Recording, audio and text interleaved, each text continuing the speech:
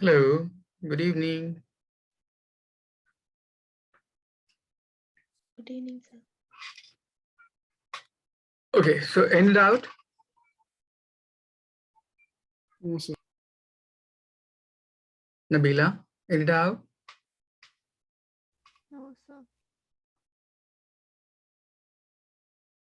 What we did in last class? Gautam,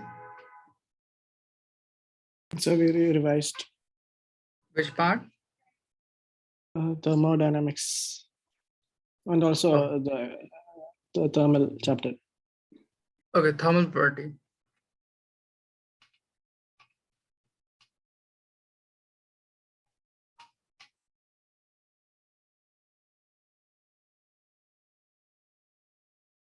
Thermal property of matter.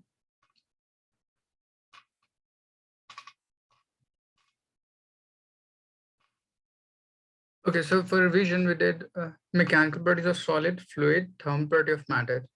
These three different chapters.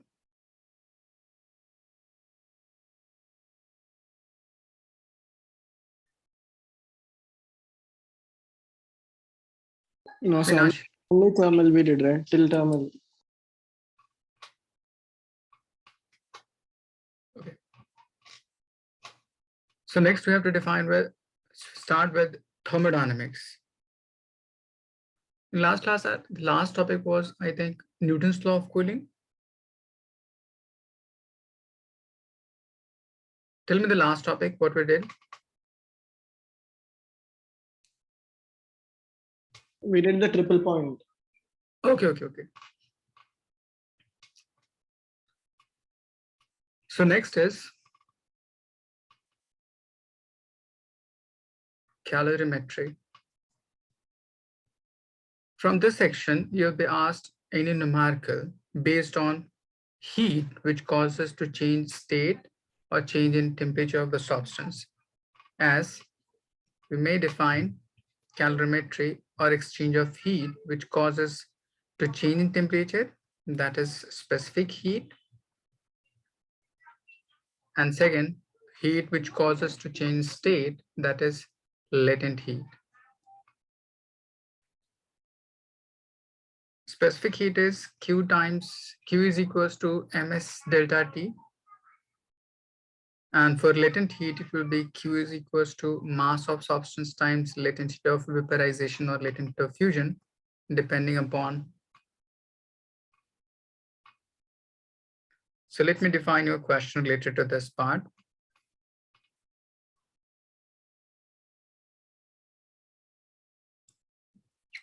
Find amount of heat evolved to change 10 gram water at 10 degrees Celsius to ice at minus 20 degrees Celsius. So for any problem related to this part, first draw variation of temperature versus heat for this entire process. In this part, we have initially water at plus 10 degrees Celsius. So it will decrease its temperature from this point to this point. That is a specific heat. Further, its state will change from water to ice from this point to this point. So it will be latent heat of fusion.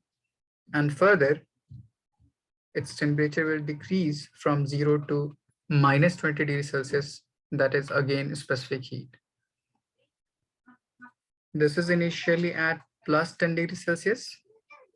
So amount of heat evolved during this process will be Q1, which is equals to mass of substance, specific heat capacity of substance, which is water, times change in temperature. So it will be 10 minus 0. Further, to change from this point to this point, here it is water converted into ice. So let's say this is Q2. Mass of ice or mass of water times latent fusion constant. And third, to decrease its temperature to minus 20 degrees Celsius from 0 degrees Celsius. So it will be Q3 is equals to mass of water, specific capacity of ice, and change in temperature 0 minus of minus 20.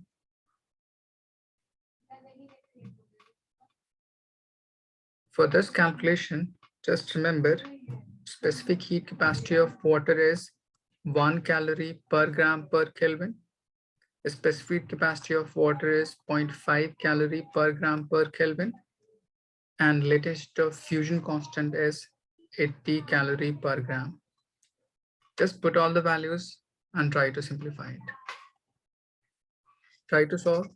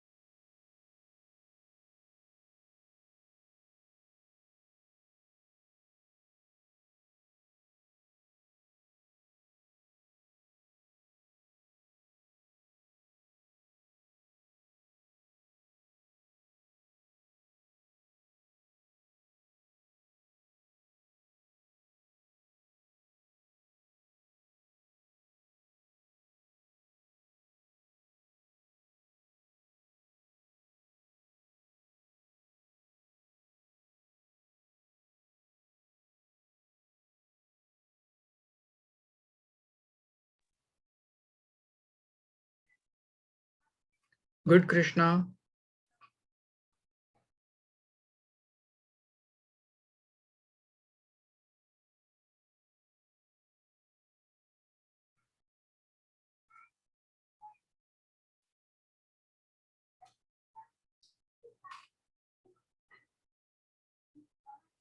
Reza, you got any answer?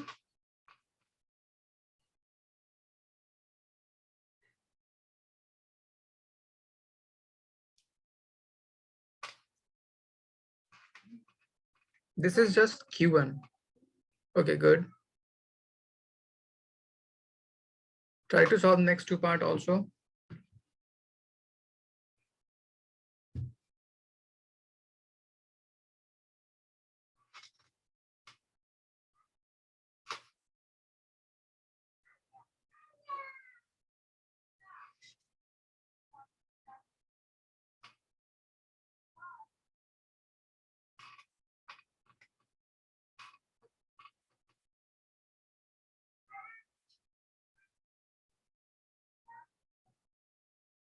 Good, Minashi.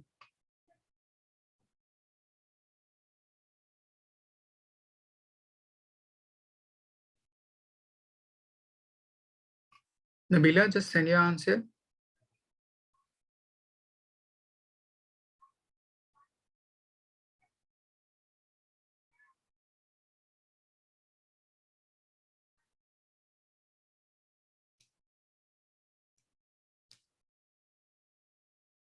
Good, Reza.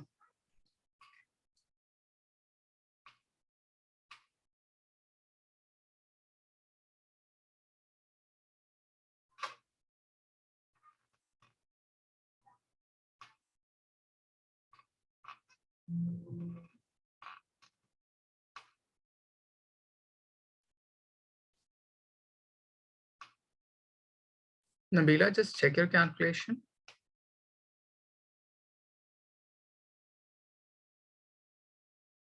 We have mass of water 10 gram.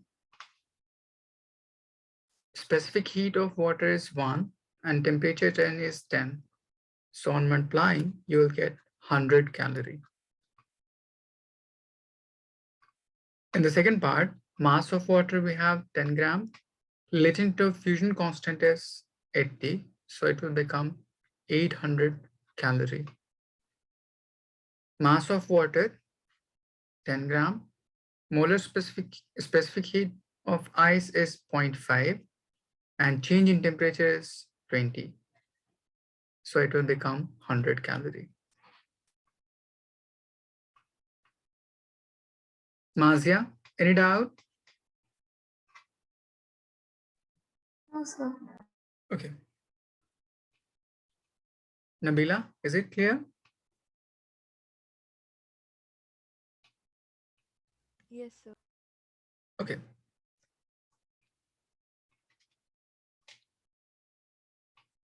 The total will be 1000 calories, right? Yeah. Suppose in waterfall,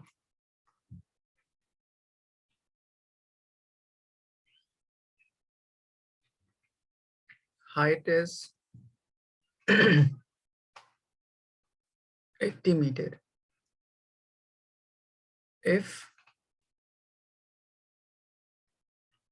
40% of energy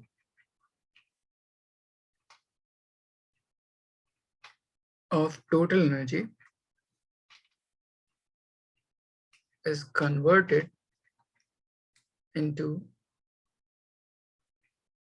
thermal, find change in temperature of water at bottom.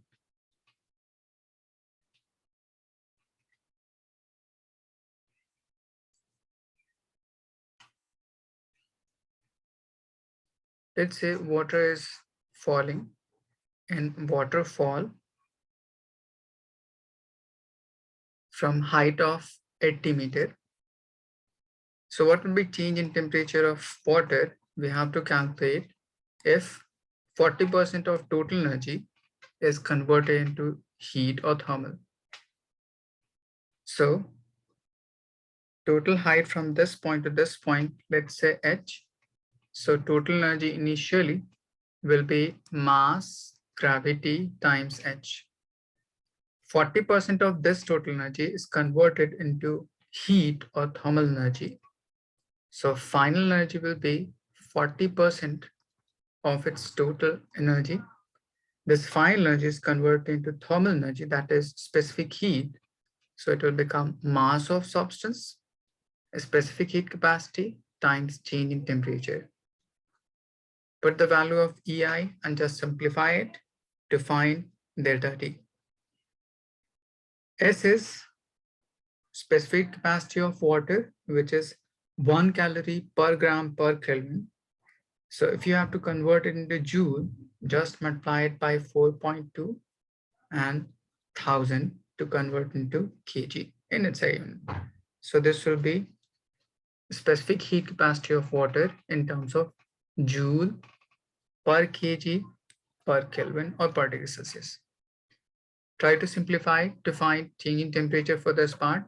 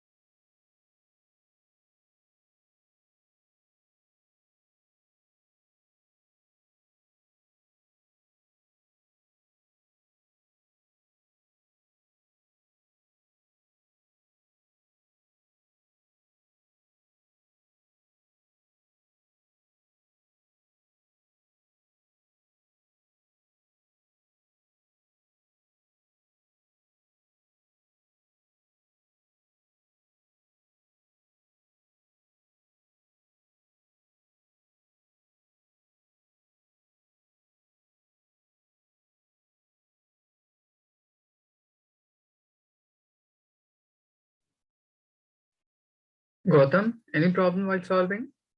Sir, how to find the mass of the water? Oh, Just put all the values according to the formula. You will get 40%. So it will be 40 divided by 100.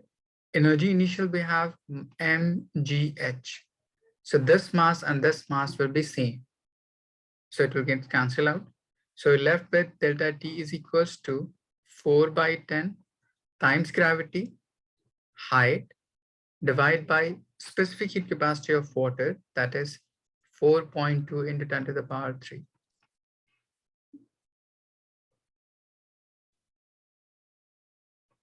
Gautam, is it clear? yes, sir, clear now. Okay.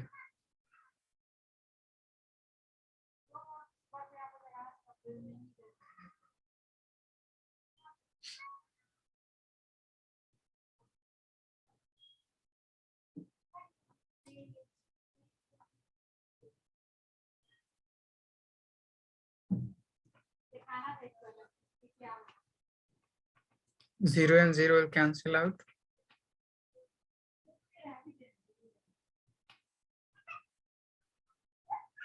Eight into 4, 32. Divide by 4.2 into 10 to the power 3. So on solving, you will get 16 by 21. That is about 7.6 into 10 to the power minus 2 degrees Celsius or Kelvin. So this will be an approx amount of change in temperature.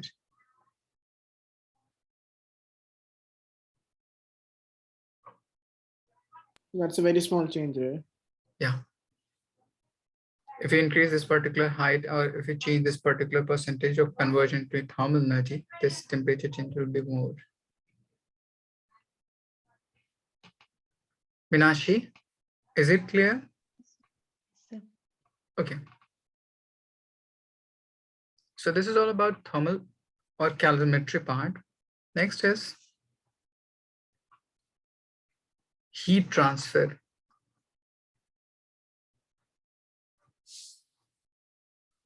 In this part, you'll be asked to derive, that is, thermal conductivity for series combination or parallel combination. Next question will be, you will be asked to derive expression of heat conduction first.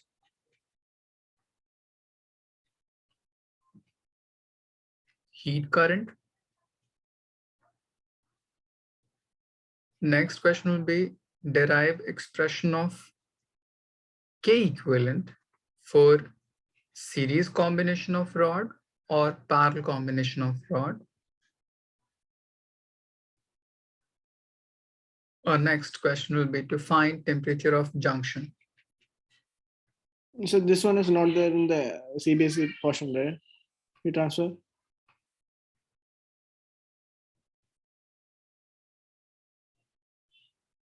Okay, I think it is not. It depends upon your school syllabus also, whether your teacher has done this particular part or not. In most of the school, they have skipped this entire portion, heat transfer and radiation as well. Okay, sir. So it depends upon your school. So these different questions will be asked from this part, if this is taught in your school or not. Next is for radiation part, you'll be asked to define different term like emissive power. Next, you will be asked to explain Kirchhoff's law of radiation. Next, Newton's law of cooling.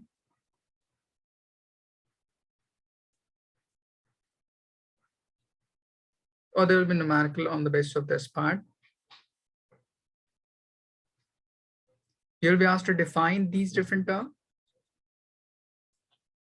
Or there will be numerical on this last part, that is Newton's law of cooling. Okay. So this is all about thermal property of matter.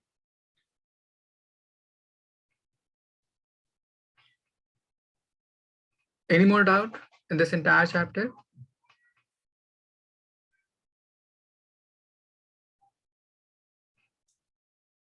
Gautam? No, sir. Okay. So which chapter we start with? Thermodynamics?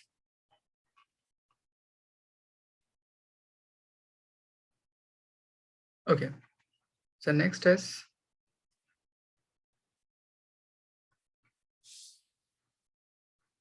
from this chapter, and most of the school, they have just skipped the entire portion of the last part, that is heat engine, refrigerator, heat pump.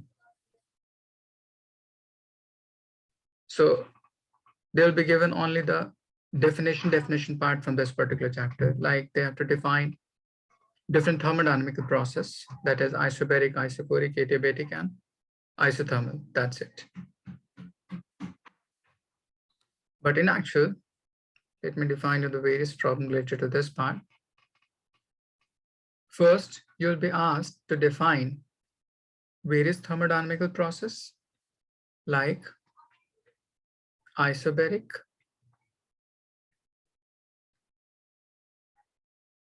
isochoric,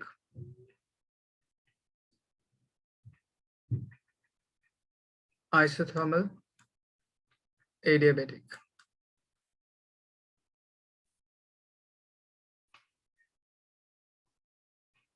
Next question will be,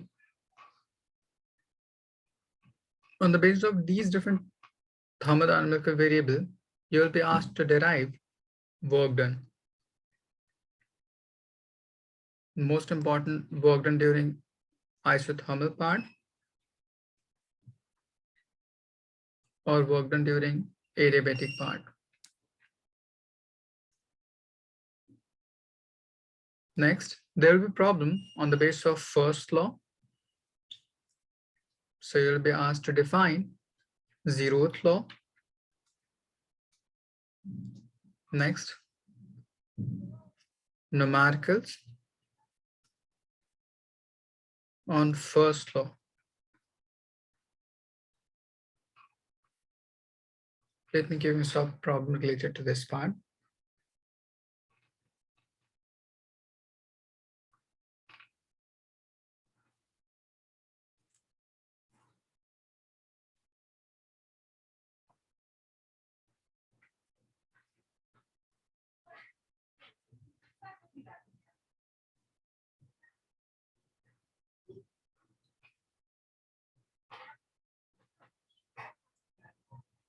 This is A to B and to C. A to D and to C.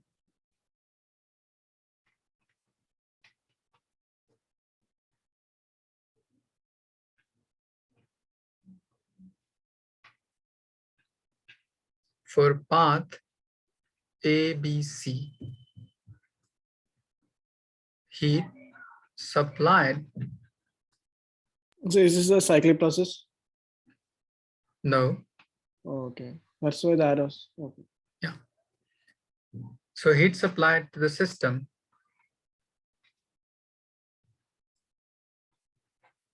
is 100 joule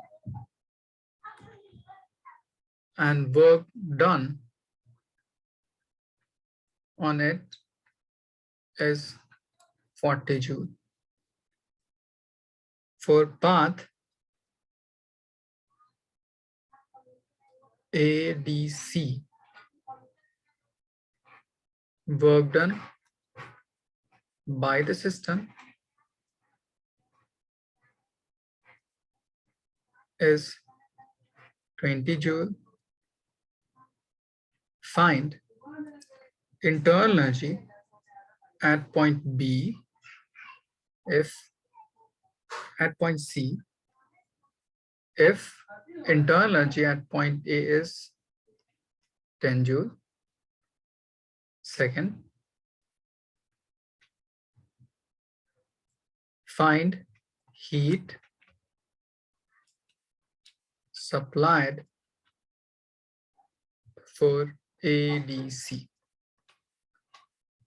try to solve using the concept of first law.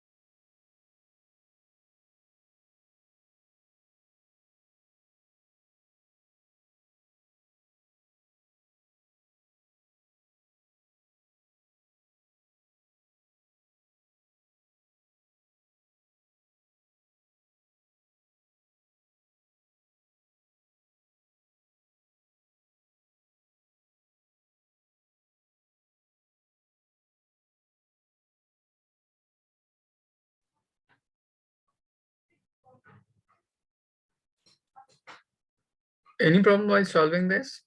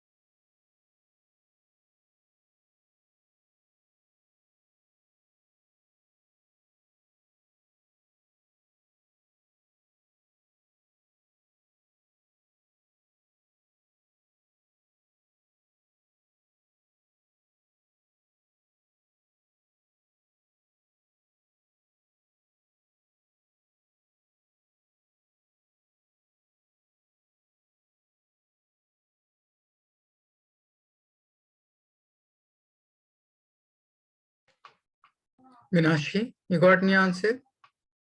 No, sir.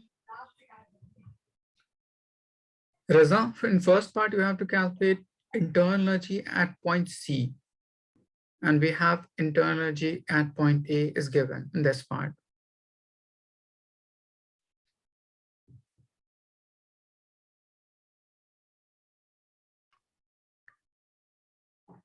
According to first law, dq is equals to du plus dw.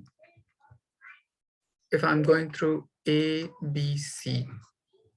So for this part, heat supplied to the system is 100 joule,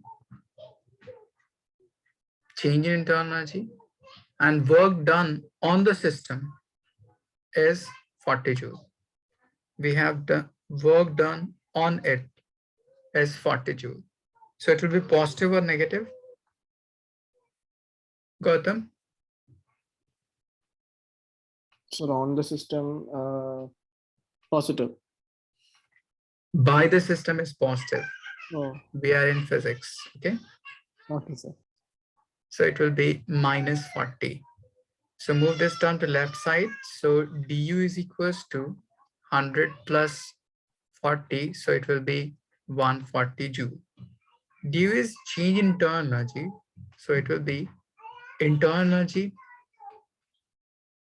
final minus internal energy initial, that is C minus A, is equals to 140. Internal energy for point A is given. Internal energy for C we have to calculate. So internal energy for C will be 140 plus 10. So it will be 150 joule.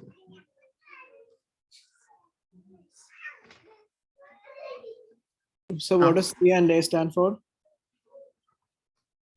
This is point A and this is point C.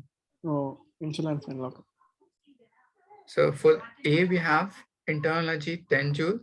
For C, we have to calculate. Next, if you apply same process for ADC, dq is equals to du plus dw. Du is state function, which depends upon initial and final point only. It will be independent of path followed. So internal energy will be same, or change internal energy will be same for both these two processes. So dq we have to calculate. Change internal energy is 140, and work done on the system in this part, work done by the system. So it will be taken as positive. So you'll get 160 joule. Is it clear?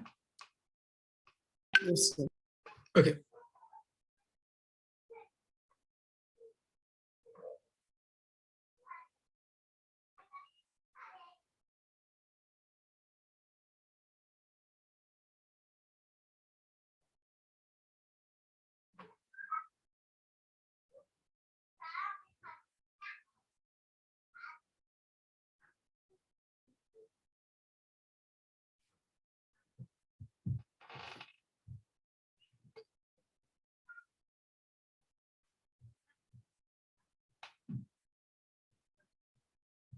Next question will be on the basis of graph. You will be given graph, and from that part, you will be asked to define different process from that part.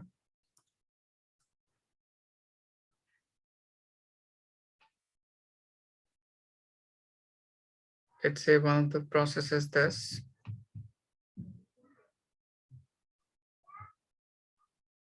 This part and this part. So this will be isobaric, isothermal, adiabatic, and this is isobaric. Pressure versus volume. Next question from this part will be on the basis of heat engine. So for heat engine, you'll be asked any numerical related to its efficiency. Eta is equals to work done divided by heat absorbed, which is equals to 1 minus Q2 over Q1. In terms of temperature, it will be 1 minus T2 over T1. So could you Next. explain the graph again? Okay. This is first graph or first line, in which if you extend it towards this, for this part, there is no change in its pressure, only volume is changing. So we can say this is isobaric process. Is it clear? Yes, sir. So this is isobaric and this is isochoric. In this part, there is no change in the volume. In these two different curves, the more steeper curve is downward, so it will be adiabatic, and the lesser steeper is this, so it will be isothermal.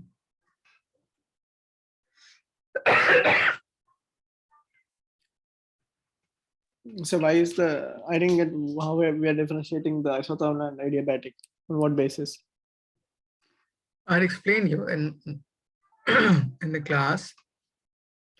If you have to calculate slope of these two different curves, so dP by dV for isothermal part was P by V simple. But in case of adiabatic, dP by dV, it was minus of gamma times P by V. So if you have to compare these two segments, you will get dP by dV for adiabatic is equals to gamma times dP by dV for isothermal. Is it clear? Yes, sir. And gamma is always greater than 1. So we can say this slope is always greater than this slope. It means adiabatic curve is more steeper as compared to isothermal one. That's why more steepness, more inclination. So if you have to calculate its inclination, just draw a tangent at this point, and similarly tangent at this point, and mark its angle of inclination with respect to horizontal. So this will be angle and this will be angle. Which is more steeper in this part, the upper one or the lower one? Gautam? The Lower lower one. one steeper, Okay. yeah. That's why this is adiabatic and this is isothermal. Yes, sir. Got it.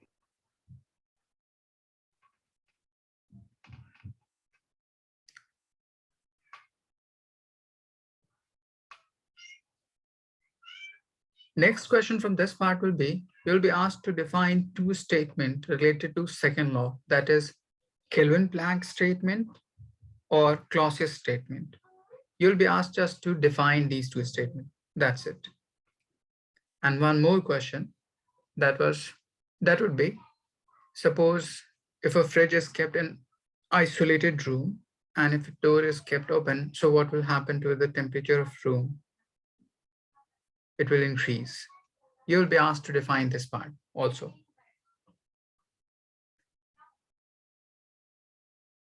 So only these different questions will be asked from this part. Is it clear up to this part? Yes, sir. Okay.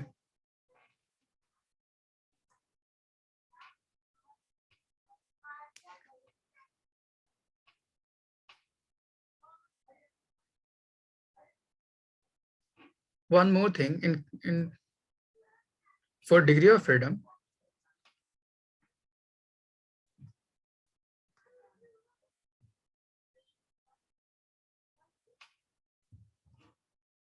first question will be to define this degree of freedom. Define. Next question will be on what factor this degree of freedom may depend upon.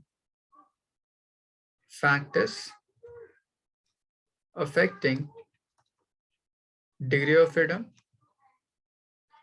Next question will be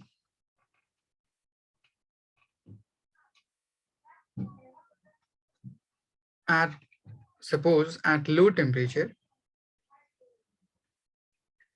degree of freedom of hydrogen gas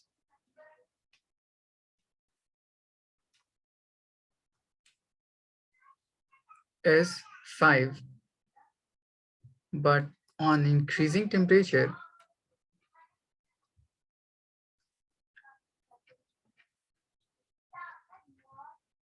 it becomes 7. Explain why.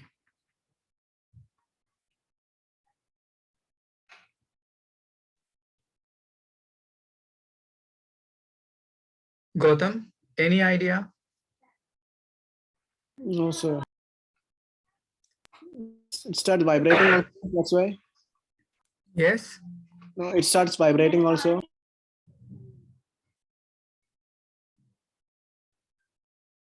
Before I'm able to. before it didn't used to vibrate, but after increasing the temperature, it starts vibrating. Yeah. That can be the reason there. So factors affecting degree of freedom will be, first is number of particles in one molecule. Like for monoatomic, it will be 3, just one particle. So total degree of freedom will be 3. But for diatomic, number of particles is 2. So degree of freedom increases. For triatomic, number of particles increases and consequently degree of freedom also increases. So first you will say number of particles in a molecule. Next will be geometry or shape of that particular molecule. Geometry or shape of molecule. Like carbon dioxide, CO2 and H2O, both are triatomic, but the shape is different.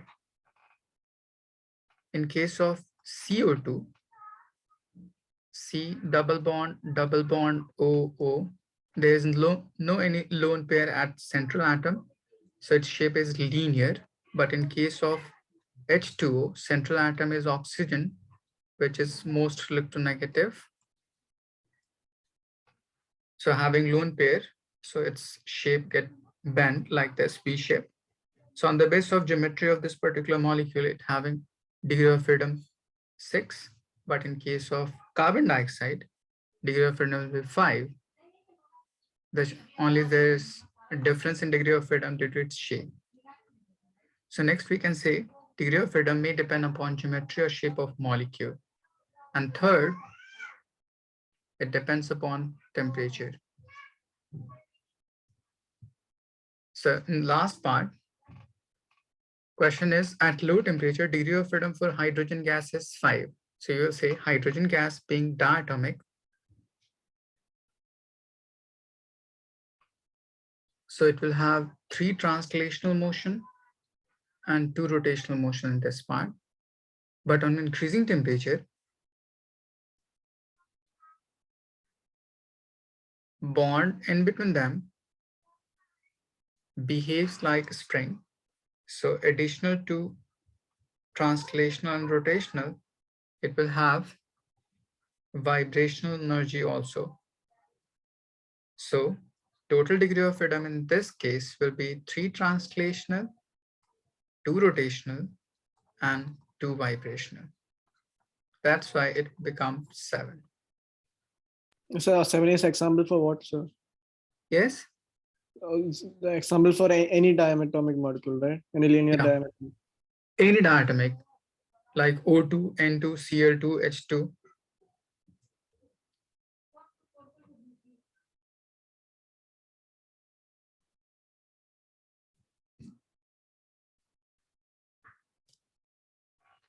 So vibration 2 means like in the forward one and the backward direction one, like that. Vibration means it behaves like particle in SHM. So it will have kinetic energy as well as potential energy. Okay? That is why 2 came. Two energy, two different energy. Yeah. One is for potential energy and one is for kinetic energy.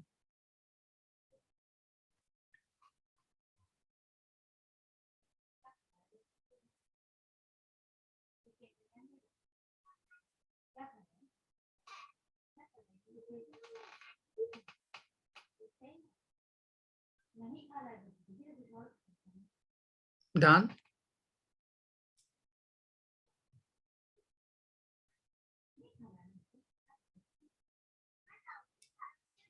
So this is all about thermodynamics also.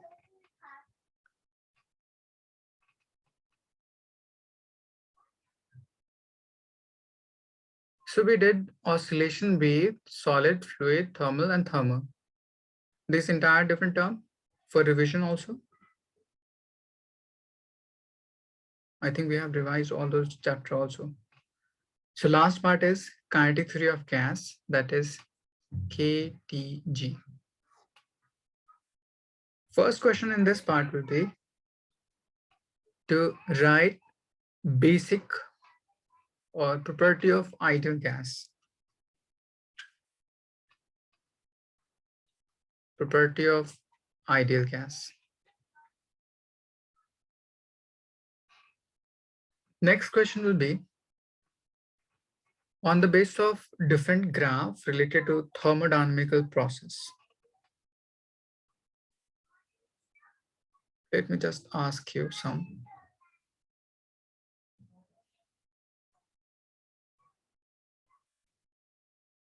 If this is P over T versus P graph for Gay-Lussac's law.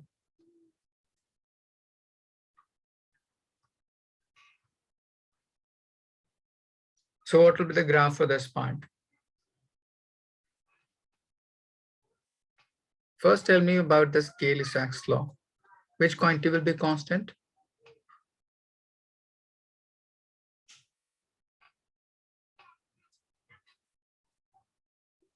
Minashi, any idea?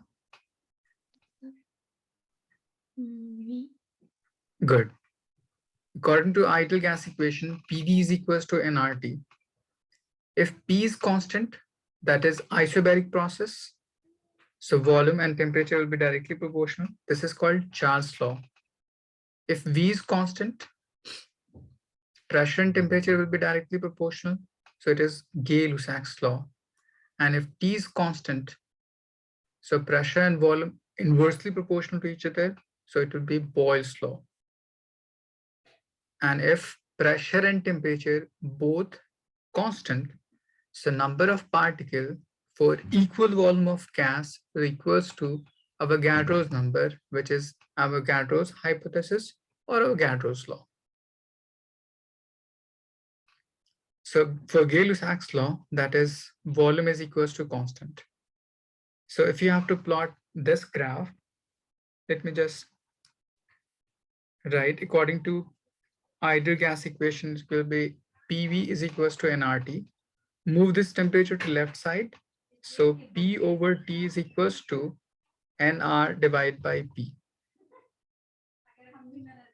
So in this part, this is P divided by T, which is depending upon these different parts, and in which volume is constant, number of mole is also constant, and R is also constant. So this entire term will be constant. So we will say this particular term will be independent of pressure or temperature. So graph will be straight line parallel to this. Gautam, is it clear? Yes. Similarly, you may define other graph on the basis of this particular process.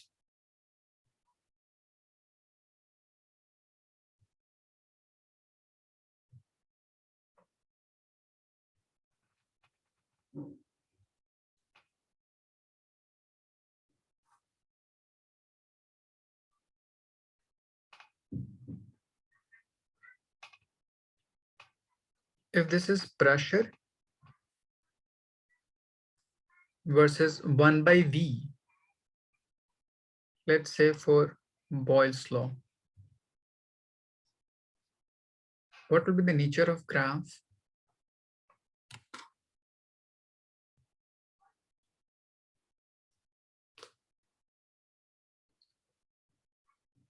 First, try to find relation between these two terms according to Boyle's law.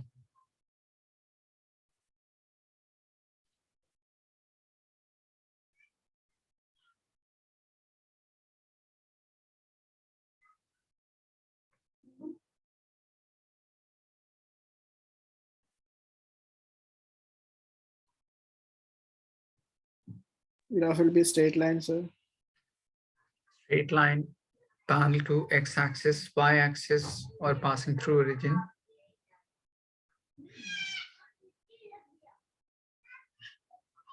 Parallel to x-axis, because PV is constant, right? PV is the graph. Okay. According to the formula, PV is equals to nRT. If you move this volume to right side, so you'll get P is equals to nRT divided by volume. You may write this expression as nRT multiplied by 1 by volume is equals to P. Is it clear?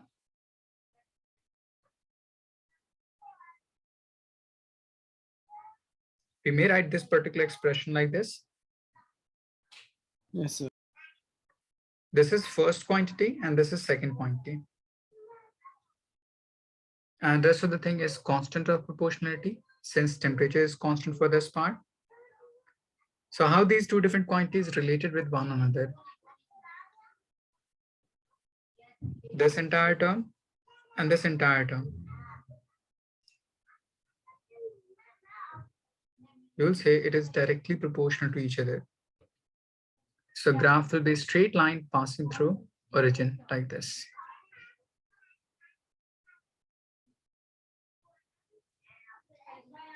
So if you have two different graphs for the same term, so another question will be how these two curve is related with according to temperature. Let's say if this is T1 and this is T2. So according to this relation, we can say greater the slope of the curve, it will have more temperature.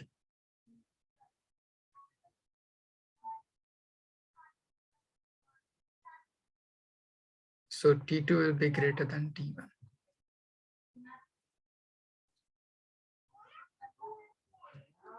Gautam, is it clear? Yes, sir.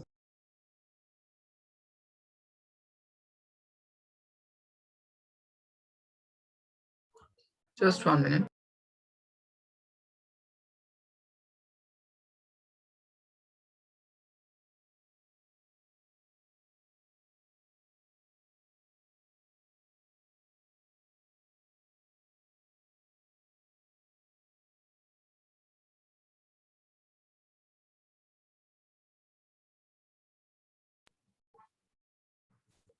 Okay, so these different curve will be asked from this part.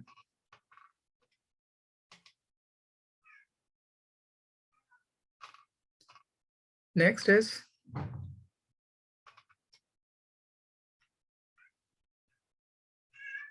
pressure exerted by gas.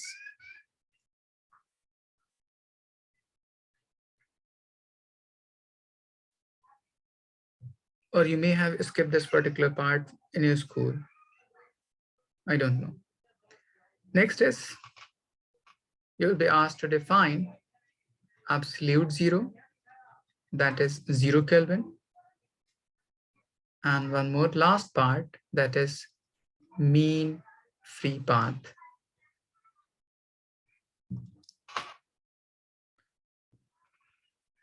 So for this part, mean free path, lambda equals to 1 by root 2 n pi d square. So from this part, you will be asked on which factor this mean free path may depend upon. So we may transform this particular formula in some other way also. First, density is equals to mass divided by volume. We may transform this mass as number of particles multiplied by each constant mass divided by volume. Number per unit volume is also called number density. Small n multiplied by m is equals to rho. So if you substitute this small n in this expression, you will get lambda equals to mass divided by root 2 rho times pi d square. So we can say this mean free path will depend upon mass of constant gaseous particle also. Next, according to ideal gas equation, PV is equals to nRT. N is, let's say mu, number of mole. So it will be number of particle divided by Avogadro number R times T. So P is equals to number of particle divided by volume R divided by Na multiplied by T. This part is number density. This part is Boltzmann constant. So it will become P is equals to number density multiplied by Boltzmann constant into temperature. So if you substitute this number density in this expression, you will get lambda equals to kBT divided by root 2 times P pi d square. So from this expression, we may define lambda or mean free path will depend upon square of diameter of gaseous particle directly proportional to mass of constant gaseous particle directly proportional to temperature, pressure, and density also.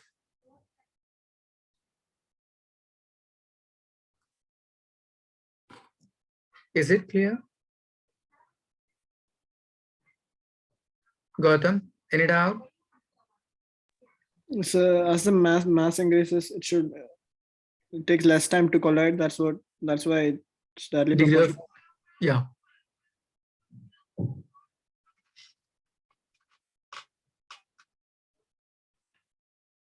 So what about the temperature? As the temperature increases, the collision becomes faster, right? Wouldn't the collision become more frequent or something? So you can also say if temperature increases, kinetic energy of particle also increases. So it Yes. will tend to vibrate in some different direction other than collision also. Oh, okay, like that.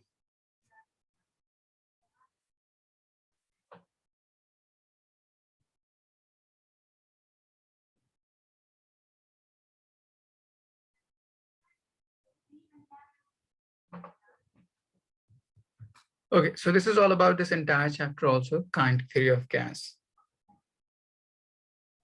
Okay, so let's stop here for today. This is all about this entire syllabus. In next class, I think there will be tests on solids and fluids. So just prepare for that 2 different chapters. And I think today will be Viva also. So just 1 minute, I'm breaking you all